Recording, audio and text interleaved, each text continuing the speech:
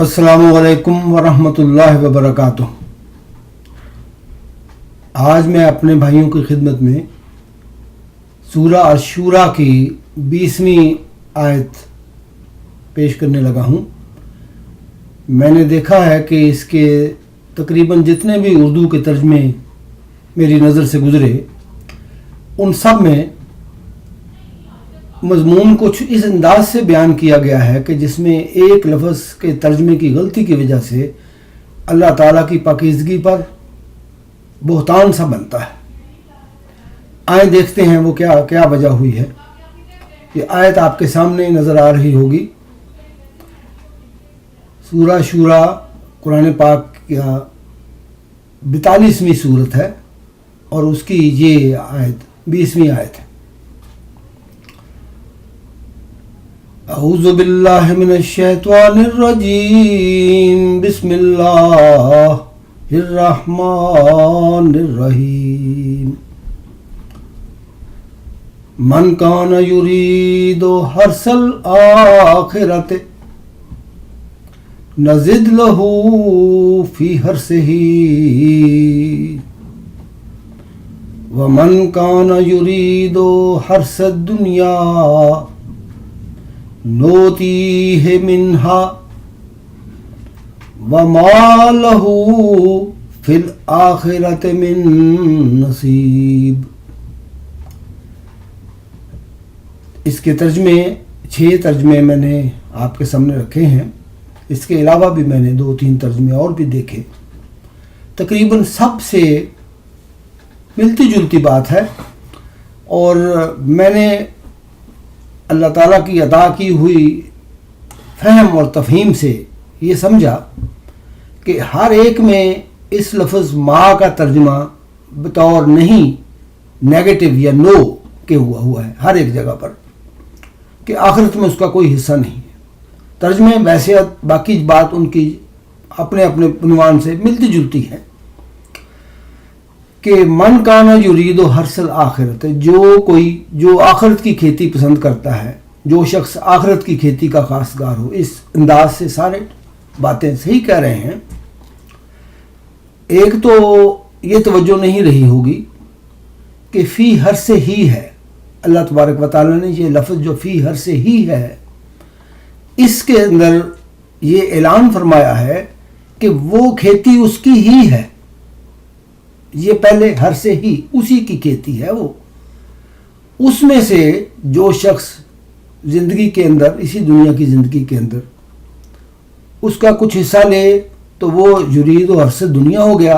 उसके अंदर से जो आखिरत के अंदर हिस्से के लिए इसको छोड़ दे कि मैं इसका अजर, इसका रिवार्ड या इसकी मेहनत का फल क़यामत वाले के दिन या क़यामत के बाद लूँगा, तो उसके लिए हर्सल आखिरा खेती बजाते खुद मुराद नहीं, बल्कि जो फसल कटती है किसी खेत में मुशक्क़त मेहनत के बाद और सब्र करने के बाद,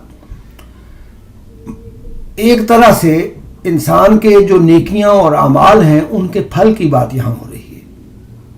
यानी हर जो अमाल हमने दुनिया में किए उसकी नीयत अगर हमारी आखिरत में अजर लेने की है कि उसकी नीयत हमारी इस दुनिया में अजर लेने की है, उसके हवाले से सारे तर्जुमों में ये लिखा कि जो तो आखिरत की खेती लेना चाहे तो उसकी खेती तो हम बढ़ा देते हैं। ये तर्जुमों की गलती है। खुदा ताला ने बस ये नहीं कहा।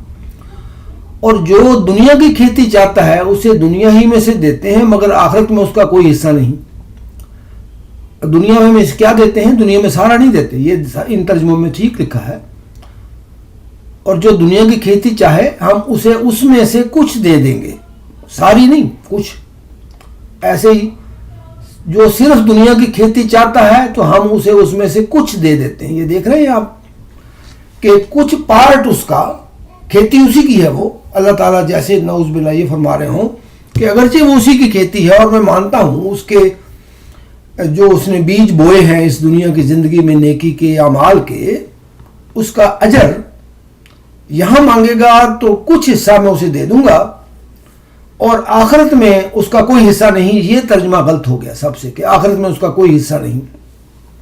उसकी वजह मेरे प्यारे भाइयों और बहनों और मेरे प्यारे मुअज़्ज़ज़ उलमाए कराम ये हुई आपसे کہ یہاں جو لفظ ما تھا آپ نے اس کا ترجمہ نہیں کے طور پر ہوا، جو کہ اکثر جگہ قرآن کریم میں ما کا معنی نہیں کے رنگ میں کر لیا جاتا ہے، ویسے حقیقتاً ما کا معنی نہیں کبھی بھی نہیں ہوتا، کویسچن ہے وہ، جیسے ما ہاذا، واٹ از دس، ما، یا بعض ساری جگہوں پہ قرآن کریم کی کئی آیات میں اس کا معنی جو کچھ، واٹ ایور تمہارے پاس ہے، جو کچھ،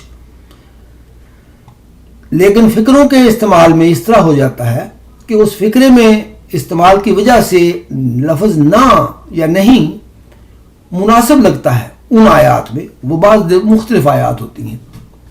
اس آیت کے بارے میں خاص طور سے مجھے تو اس آیت کا فکر تھا کہ یہ جو کچھ ہم کہہ رہے ہیں ترجمے میں، اس سے تو نعوذ باللہ من ذالک ایسے لگتا ہے کہ اللہ تعالیٰ ایک طرح کی دھمکی دے رہے ہیں کہ دنیا کی زندگی میں جو تم اعمال نیک کرو یا کوئی نیک نیتی سے کوئی ہسپتال بنواؤ یا کوئی اچھا کام کرو جس کا اجر اگر تم نے ذرا بھی لے لیا نا اس دنیا میں، توبہ نعوذ باللہ، یا کچھ حصہ بھی لے لیا تو آخرت والا حصہ تمہارا نعوذ باللہ میں مار جاؤں گا، وہ حصہ تمہارا غائب ہو جائے گا۔ یہ بات میرے پروردگار کی شان کے بہت خلاف تھی، تو میں نے اپنے مالک سے پوچھا کہ اللہ تعالیٰ جی آپ نے اس میں کیا کہا تھا؟ تو میرے پروردگار نے میری توجہ اس بات پہ دلوائی کہ میں نے اس آیت میں جو ما کہا تھا اس کا معنی تو تھا کہ جو کچھ حصہ اس کا باقی بچتا ہوگا میں وہ ما اور جو کچھ اس کا لہو اس کے لیے ہوگا پھر آخرت من نصیب، اس کے حصے میں سے بچا ہوا وہ میں اسے دے دوں گا آخرت میں۔ یہ معنی تو نہیں یہ کہا تھا کہ میں آخرت میں کوئی حصہ نہیں دوں گا، یہ نہیں دوں گا والا ترجمہ اس کی غلطی سے ہوا۔ میں آج آپ کے سامنے یہ بات کھولنا چاہتا ہوں کہ یہ غلطی کیوں ہو جاتی ہے اتنے بڑے بڑے علماء کرام سے، اور ایک عاجز فقیر کو یہ پتہ چل جاتا ہے۔ اس کی وجہ میرے بھائیوں بہنوں یہ میں آپ کو دکھا دوں کیونکہ وہ آپ کی زندگیوں پہ بھی اثر انداز ہو سکتی ہے بات۔ اللہ تعالیٰ کی یہ آیت جو سورہ ہود کے چیپٹر 11 اور کی پہلی آیت ہے، وہ یہ کہہ رہی ہے کہ یہ جو کتاب ہے یہ وہ کتاب ہے جس کی آیات میں حکمت بند ہے، اور پھر ان حکمتوں کو جاننے کے لیے اس کتاب کی آیات کو صرف کسی حکیم اور خبیر کی صحبت میں بیٹھ کے یا اس کے پاس بیٹھ کے کھولا جا سکتا ہے۔ یہ ترجمہ میں نے خود کیا ہے اس کا۔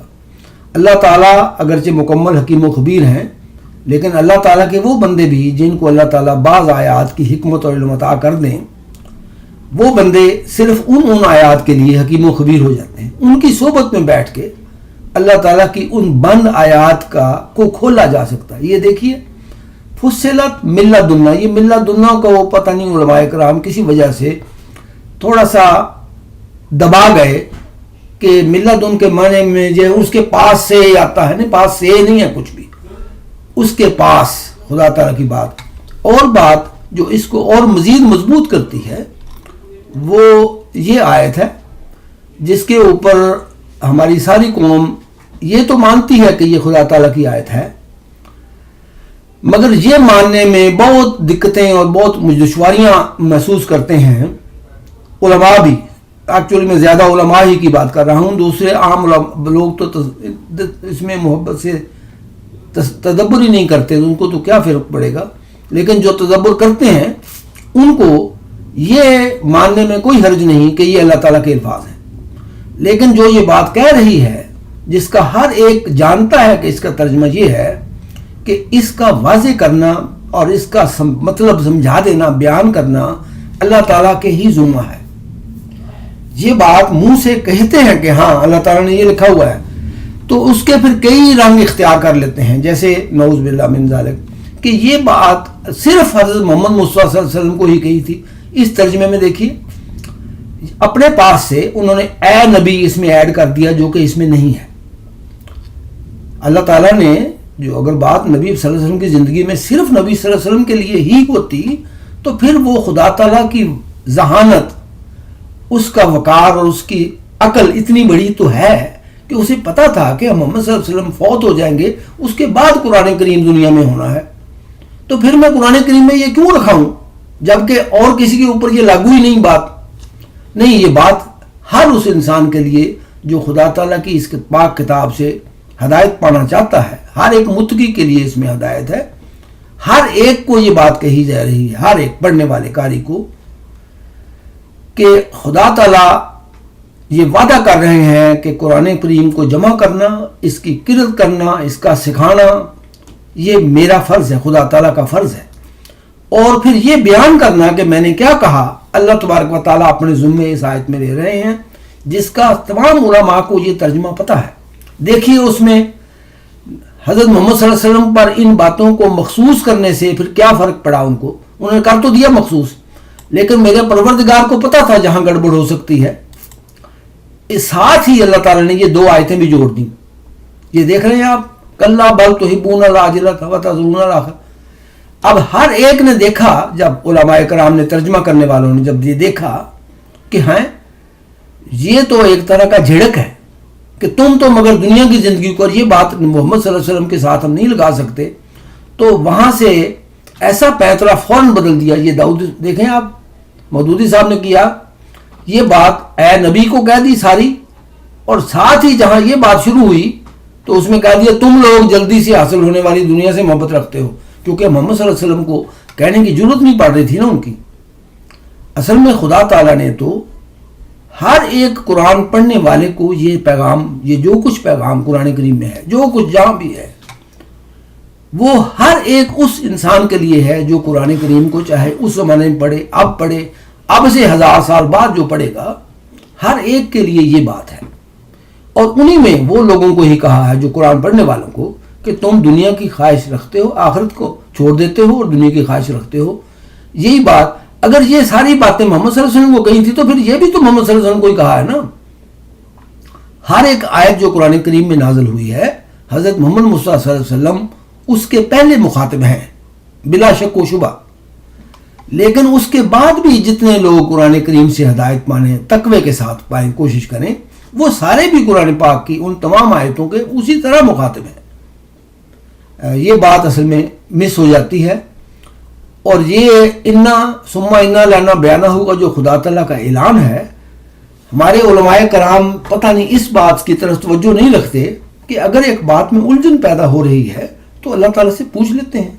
اگر پوچھتے ہیں تو ان کو بھی اللہ تعالیٰ یہی بتاتے کہ بھائی، میرے بچوں، میرے بندو، میں نے اس آیت میں یہ جو ماں لکھا تھا، میں یہ نہیں کہہ رہا کہ آخرت میں ان کا کوئی حصہ نہیں، بلکہ میں تو یہ کہہ رہا ہوں، آپ توجہ سے دیکھیں، کہ جو کچھ ان کا حصہ بچا ہوگا، نوتی ہے منہا، ہے نا، یہ منہا، کہ میں ان کی حرس تو ان کی پہلے ہی میں نے مان لیا، یہ فی حرس ہی ہے، اسی کی تو حرس ہے. خدا تعالیٰ کیسے کر سکتے ہیں کہ اس کسی کی حرس پہلے کہہ کے کہ تمہاری یہ اجر تمہارا ہے تمہارے کاموں کا، جو اتنے بھی تم نے نیکی کے کام اچھے کیے ہیں، اجر اعمال کیے ہیں، یا آئندہ آخرت کے لیے کچھ بیجا ہے، کوئی ہسپتال بنوا دیا، کوئی کنواں لگوا دیا تھا، کوئی سرائے بنائی تھی، اس کا اجر کا کچھ حصہ میں تمہیں اسی دنیا میں دے دوں گا. جو کوئی چاہے گا، جو کوئی چاہے کہ میں نے سارا ہی آخرت میں لینا ہے تو اس کے لیے اللہ تعالیٰ اور بڑھا دے گا بہت. لیکن اگر کوئی چاہے کہ کچھ اس میں سے لوں تو میں تمہارے اجر میں سے کچھ نکال کے تمہیں دے دوں گا، اور باقی کا جو اس کا حصہ، یہ دیکھیے باقی کا حصہ جو بچ جائے گا وہ آخرت میں دوں گا، اور اس پہ جو آخرت والا حصہ تمہارا دوں گا، جیسے 50% آخرت میں دوں گا. اگر تم نے 50% لے لیا اس دنیا میں تو میں اس 50% کو بڑھا بھی دوں گا. خدا تعالیٰ تو یہ کہہ رہے ہیں اس میں کہ ہر ایک کا جو اجر جو بھی بنتا ہے، اس کے اعمال کا، اس کے جو کچھ دنیا میں بیجا، اپنی آخرت کے لیے کچھ رکھا، جو آخرت کے لیے رکھا اس میں بڑھاؤں گا. جو اس دنیا میں اس نے لینا چاہا وہ لے لے، بے شک اسی کا ہے، کیونکہ وہ میں دے دوں گا. اور جو حصہ باقی کا اس کا ہوگا نا، اس کے اجر میں سے اس حصے کو میں آخرت میں اور بڑھا دوں گا. اس آیت میں خدا تعالیٰ نے یہ کہا تھا. چونکہ سارے ترجموں میں سارے علماء سے غلط ہو گیا تو میرے دل میں آیا کہ میں اپنی قوم کے معزز افراد کو، اس میں سے کچھ دل شاید اتنے پاکیزہ ہوں کہ ان کا تکبر ان کو روکے نا اس کو سیکھنے سے، کہ خدا تعالیٰ کا یہ عاجز فقیر آپ کو حلفاً کہہ رہا ہے کہ اللہ تبارک و تعالیٰ سے میں نے پوچھا، اور خدا تعالیٰ کو یاد بھی نہیں کروانا پڑا مجھے کہ اللہ تعالیٰ جی آپ نے یہ وعدہ کیا ہوا ہے، ثم انا علینا بیانہ، بلکہ میرے مالک نے